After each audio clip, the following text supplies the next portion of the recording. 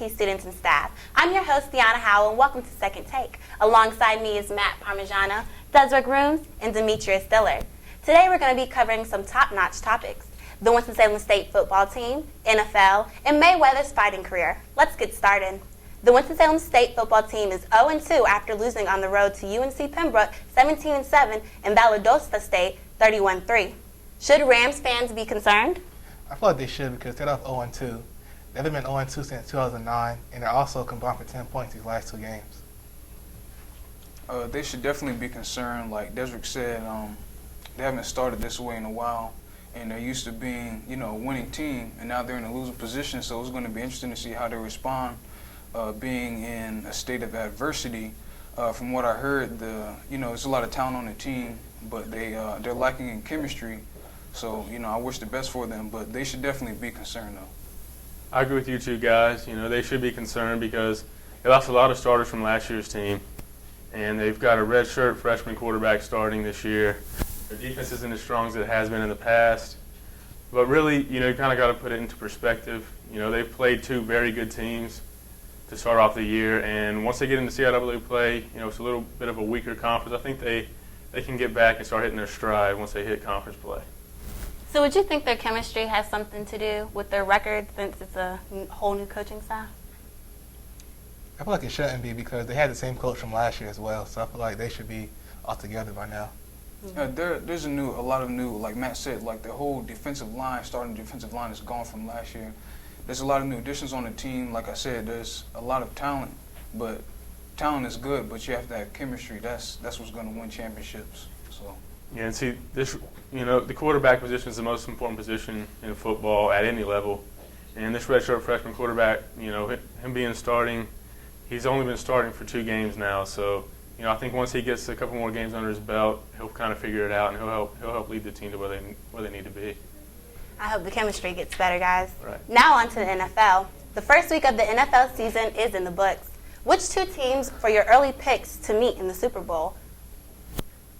I'm going to go with the Patriots. I've learned in the past not to bet against Tom Brady. He won his legal battle against Roger Goodell, so he's back and ready for another season. I think he's back with a vengeance. He's ready to just show everybody that he can win without cheating. So I'm going to go with the Patriots in the AFC, and then the Seahawks. They've been to the Super Bowl the last 2 years. Really, they should have won last year had they run it with Marshawn Lynch, and they pretty much got everybody back. Cam Chancellor's holding out on his contract. If they can get him back in the fold, I think the Seahawks should be the favorite, and I feel like the Patriots and Seahawks should meet in the Super Bowl this year. I got the Packers and the Patriots going. I got the Patriots because they have the best team in the AFC. They got Brady back and they got Gronk. I got to chose the Packers because the Seahawks, I feel like the holdout with Cam Chancellor, they're going to fall off a little bit. And the Packers won the NFC Championship last year, with an all-star kick away from going to Super Bowl, so I got them. I also have the Patriots. Well, actually, I like to see the Patriots versus the Steelers, a rematch. But if I had to choose today, I'll go with New England versus the Packers. I watched highlights, and those look like the 2 most efficient teams right now. Green Bay, they have returning 2014 MVP in Aaron Rodgers, and he looks like he's still doing as good as he was last season, if not better. But it's early in the season, so that's what I would predict now, and we're going to see as the season goes forth. All right. I agree with you guys. The Packers are a really strong team. I feel like it's going to be between the Packers and the Seahawks in the NFC. And if Cam Chancellor does come back, though, and, the Seahawks kind of tread water until he does, I feel like they'll have the edge over the Packers just because they added Jimmy Graham to the mix, a dynamic tight end, something they've needed for the last couple of years. And that would just make their offense that much better and kind of bring it to the same level as their defense. But, it's going to be between the Packers and the Seahawks in the NFC. All right. Who did they lose to, like, this past They one? lost to the Rams in overtime. See, the Rams are a We'll really see. good team, too. You can't be sleeping on the Rams. Yeah, that's true. They got Nick Foles in there this year. I feel like he's definitely an upgrade over Sam Bradford for their system. They've got a lot of weapons around them, and they've got a great defense, too. So you can't sleep on the Rams. So would you say the Rams will be the most surprising team?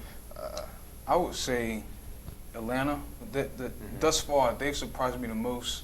They were 6-10 last year, and they came and beat an elite Philadelphia Eagles, who were ranked by some analysts to be like sixth in the league. You know, NFL has roughly like 32 teams, and they were ranked sixth by some analysts and commentators. So for them to lose to, you know, I guess underdogs or underrated Falcons, you know, was pretty impressive to me. It was a tough game, but they surprised me. They definitely surprised me this opening week. So. My team is the Colts because they were favored to win Super Bowl in Vegas.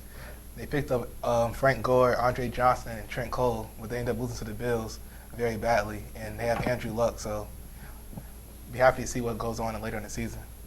You see, my most surprising team, I'm with you, the Falcons. You know, the Falcons, you know, they got a whole new coaching staff, you know, with Daniel Quinn and all those guys. So, you know, for him to have them ready on Monday Night Football, you know, first game of the season, and for them to come out and do that to the Eagles, who were, you know, picked as one of the top teams in the NFC, was big time. Another team that surprised me was the 49ers. You know, they've also got a new coaching staff. Yeah. And Carlos Hyde, you know, with that spin move, that running back is just, he's lights out. I think he's going to be big for that team. And their defense, even though they lost a lot of guys, you know, Alden Smith, Johnson Smith, you know, Patrick Willis, and all those boys, for them to still be, you know, awesome on defense is really surprising to me, and I feel like the 49ers could be a team to be reckoned with. And finally, time for a little boxing talk. Welterweight boxer Floyd Mayweather Jr. defeated Andre Berto Saturday, September 12th to improve to 49-0 for his career, tying former heavyweight Rocky Marciano for the most career wins without a loss. Is Mayweather the greatest boxer of all time? Yes, of this era. Muhammad Ali All is the time of greatest. this era? Muhammad Ali is the greatest all time, but of this era, from what I've seen, I would say yes, he's the greatest. Well, within the past, like maybe from 2000 up to now, yes. I haven't seen there's nobody that can beat him. He can't be beaten. He's too defensive. He's too elusive. He's too tactical. He's too strategic. I'll give you that. You know, he's a great defensive fighter, right? Right. But as far as being an all-around fighter, he's not that. You know, his last knockout was in 2011. He's not really a guy that's going to come at you and try to knock you out. You know, try to hit you. He's just going to basically try to sit back, run around, and duck and dodge your punches. So I don't feel like that, to me, you know, bears saying that he's the greatest all time or even the greatest of this era. I feel like he's the best of his era because he's 49-0, but I have Tyson and Muhammad Ali above him Oh yeah. because I feel like he's a welterweight. You can't be the greatest of all time as a welterweight while they're heavyweights. Right. And they also boxed against other better boxers such as Frazier and all the other ones. Okay, that's a good point. His competition isn't as stiff as Ali's was. Tyson didn't even train. He was a beast. He knocked people out. So he didn't have to train because the match was 30 seconds. But anyway, like Mayweather, he's 49-0. Like Matt was saying, you had a good point, but you said he's not a great fighter. But in terms of boxing, which is defense and offense, he's the greatest. And offense. Yes. He's all defense. Fighting is strictly like hitting, like that, like what Hitting. Pacquiao He doesn't does and hit you. Madonna But he does. wins. He wins. He's So capable. how does he win? He's He capable. wins. He wins because he doesn't even. He wins on basically on punching percentages, right? But the goal is to win. The goal is to win, and he's winning. goal- I'll give okay. you guys that. But Boxing he's is not. not- He's not swinging. He's not trying Yes, to. he is. He's not going out there trying to, you know, knock a guy out. Because That's- he's not as strong as everybody. So his He's not a knockout. People don't understand he's not a knockout boxer. Boxing is about dodging hits and landing hits. And he does an exceptional job at that. That's why I say he's the greatest of this era, or But at for least you- within the last 15 years. For you to be considered as one of the greatest boxers Of you know, all of time. an era or all time, you got to have a little bit of power. I feel like, so if not him, who? or have some kind of chance of maybe, you know, some kind of fear of the other guy of getting knocked out. Like I said, he's not a knockout boxer, so When it comes to I feel Mayweather, like Pacquiao's better than Mayweather. If Mayweather hadn't dodged him for 5 years, yeah, and Pacquiao was still in his prime, Pacquiao would have got him. Okay. I say Pacquiao, anybody can throw 2 punches and dance around the ring for 45 minutes. That's Mayweather for So you. why haven't they been? I asked you And this win guy's for- question. and win 49 matches and not lose. Going Pacquiao's along, been with, knocked going out along with before. what she said, though, I asked you guys this question. Say a boxer decides not to go after Mayweather at all. Say he stands in the corner of the ring and he dares him to come at him. Will Mayweather do that? Yeah. Yes. Or will he just Yes. sit back and just basically there'll be no punches thrown And for try 30, to 40 win. seconds? Mayweather's also smaller than his opponents too, so it's not smart for him to go attacking them if they're bigger than him. But, I mean, seriously, here's the thing. If a guy stands back in the corner and just waits on Floyd to come to him, like literally does not try to go after Floyd, because if you go after Floyd, he's going to make you look stupid, right? That's his game. All right. So if you stand back in the corner and just literally wait, I'm saying like you don't do anything, you just stand in the corner, what's Floyd going to do? Right. So do you think Mayweather will ever really retire?